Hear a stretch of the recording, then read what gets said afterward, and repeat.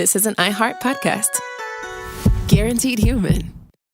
Work can be a little weird. Cringy training seminars, coworkers who won't stop talking about their plant, forgetting the mute button at an inopportune moment. We have to deal with a lot on any given workday. Sometimes it can feel hard to thrive and move forward in your career. Well, that's where LinkedIn comes in. LinkedIn helps you get ideas and insights from experts in your field, connect with people professionally, grow your network, and access tools designed to help you find the right fit for your next role. Whether you're just getting started, figuring out your next move, or looking to accelerate your career, LinkedIn is built to support you at every stage because LinkedIn is the network that works for you. Visit linkedin.com/knowstuff to learn more.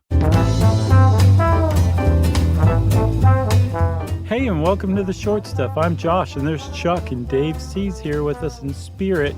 I can feel him. I can feel his presence wrapped around us in a big hug. And that means, of course, that this is Short Stuff, a very loving, harmonious episode about disemboweling, being beheaded, and having your innards burned in front of your very eyes. Yes, we're talking about old-timey punishments, and one of the reasons that you hear about things like being drawn and quartered and, you know, all this disgusting stuff taking place is that kings and nobility would do this stuff to really, I mean, that was the intent, was to try and say, hey, you don't want this to happen to you. Don't do this kind of stuff. They weren't only sadists. They might have been that too. But it was really as a countermeasure to try and keep people from committing crimes. Well, yeah, it was like basically saying like, this is what happens if you mess with me, the king. It just shows like not everybody can do that. Even historically speaking, not everybody can order somebody to do that to another human being and get away with it. And that's kind of what the monarch was showing. Like, this is what happens. And so it was reserved for the worst possible crimes you can think of, which was the crime against the monarchy, like treason, you know? Yeah, and we're specifically talking about being hanged, drawn, and quartered, which is a real thing, but it's just not quite in that order. I don't know why we say it that way. It's kind of weird. Right, and they left out some pretty important parts too, but they were just, it's one of the more lazily named. I almost made up a word, but I said no. It was one of the more lazily named punishments. But it started out in the 13th century, the 1200s. I think the first person was a pirate who we'll talk about by the last name of Maurice. And then it went all the way up until the 19th century even. It wasn't until 1870 that it was taken off of the books, where it was finally outlawed in England as a punishment for crime. Yeah, I think we should read here the actual English law text. So here goes. That you be drawn on a hurdle to the place of execution, where you shall be hanged by the neck, easy enough to understand, and being alive, cut down, okay? Your privy members shall be cut off. I think we know what that's all about. Private parts.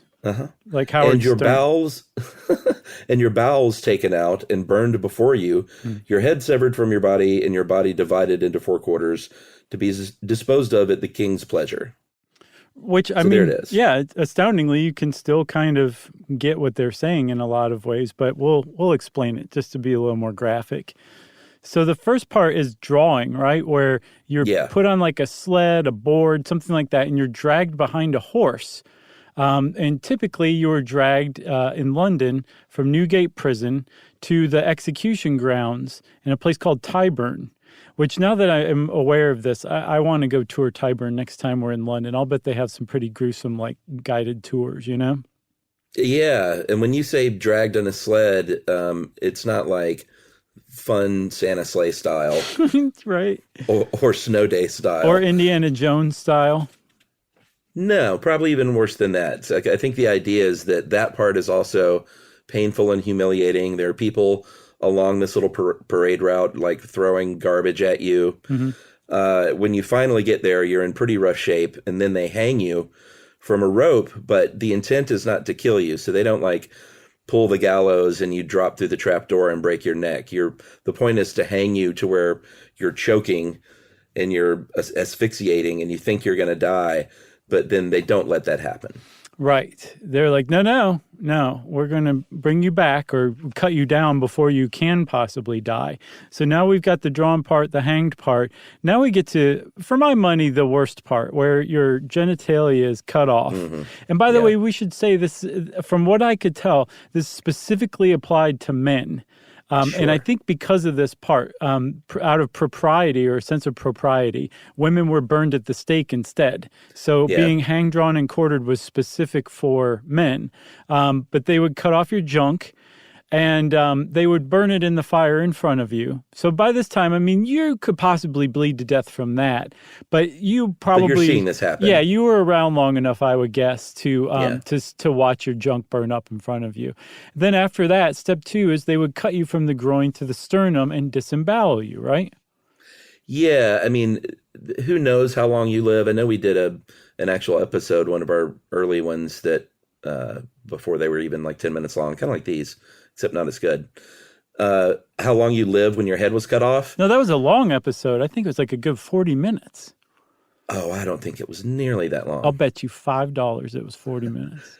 I bet it wasn't over 30. Okay, $5. All right, we'll look it up. Okay. Where was I? Oh, yeah. So we don't know how long you live when you are disemboweled like that, but I would imagine that you bleed out pretty quickly, but you still might see like your guts spill out. Which, I mean, like we're really kind of like hitting that part right there, Chuck, that like you're seeing this.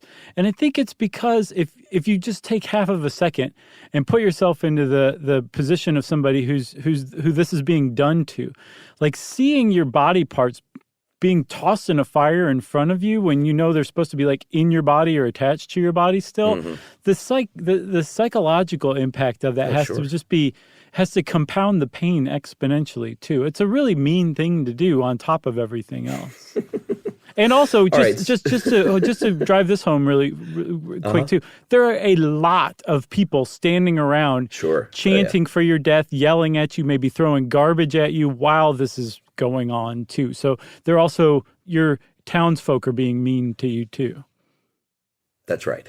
So let's take a break. Mm-hmm. We've covered drawn and hanged and what do you even call that last part? Disemboweled, and we'll cover scattered, smothered, and covered right after this.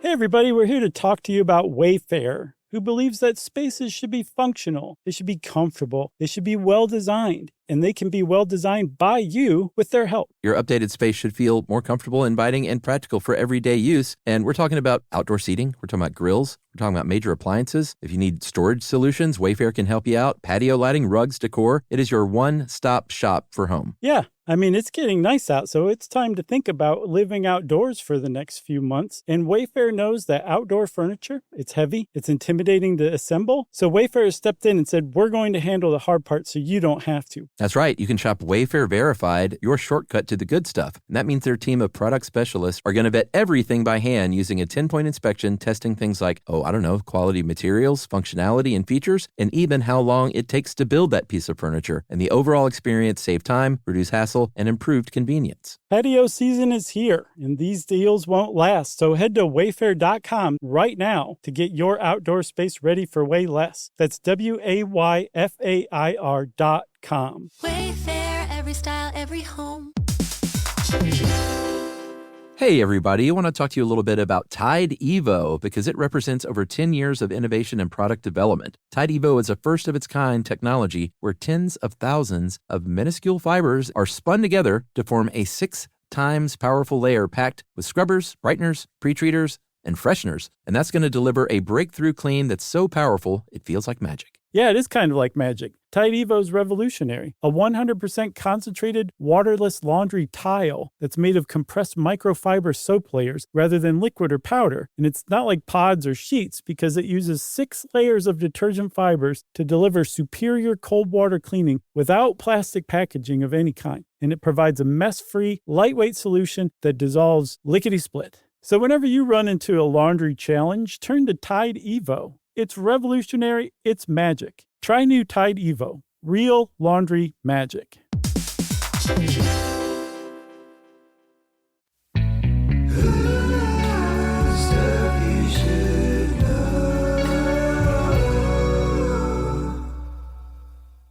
That was beautiful.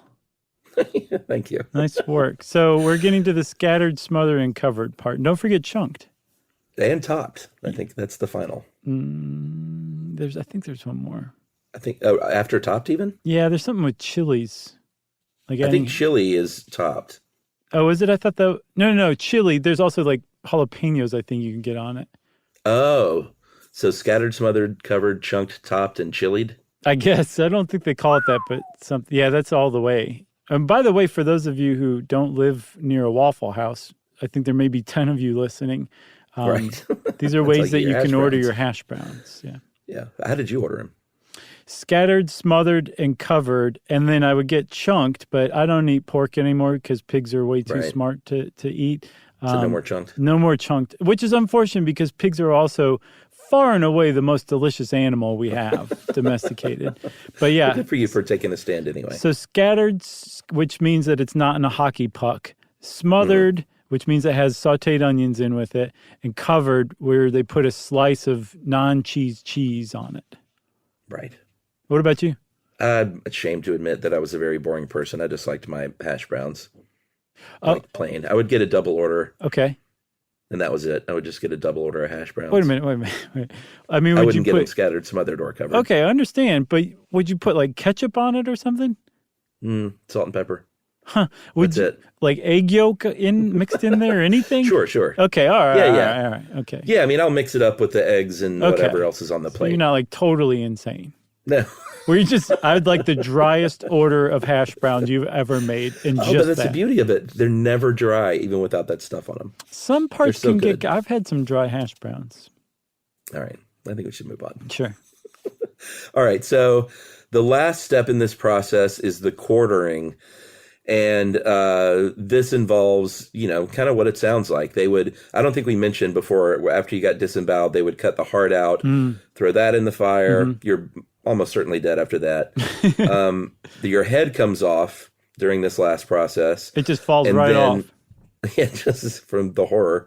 And then finally, you are genuinely quartered, as in your arms and legs are cut off. They boil those in some spices to make the flesh last as long as possible because your body parts are going on tour. That's right. So you're being sent, like parts of you are being sent to different like nearby areas that is under the king's control to basically say like, hey, this is what happens to traitors. This is the leg of this guy who's drawn and quartered. You all know what hang, drawn, and quartered is, and look at this. This is the result of that. So don't try anything against the king. That's kind of what the point was. I didn't see anything about the torso, because there would be some torso left over. But it just seemed like they would cut their arms and legs off, and that was the quartered part.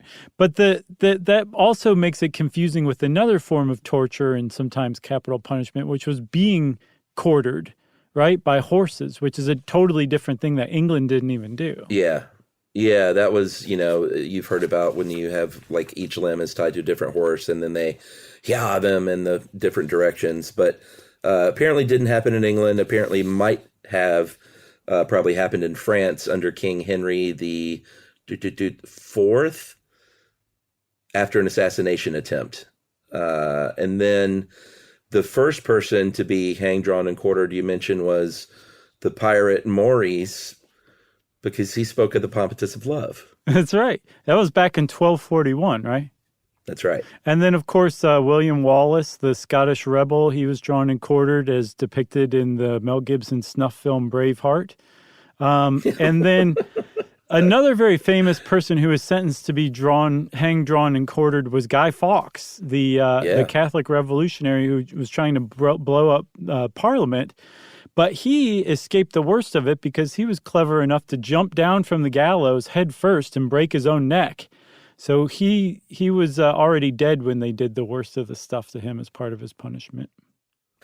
Yeah, and eventually things might have turned when a naval clerk named David Tyree was drawn and quartered because he had a lot of press coverage. The rest of this stuff is just, there's not a ton of detail, but the press really came out and wrote about what happened to Tyree, and things seem to have kind of turned after that to a little bit more of a, I don't know if it was just like they figured that it was too cruel to be doing, or if they just decided it's just all takes too much time and it's a little too much. Right. We need to just sort of get on with it kind of thing. It's too extra.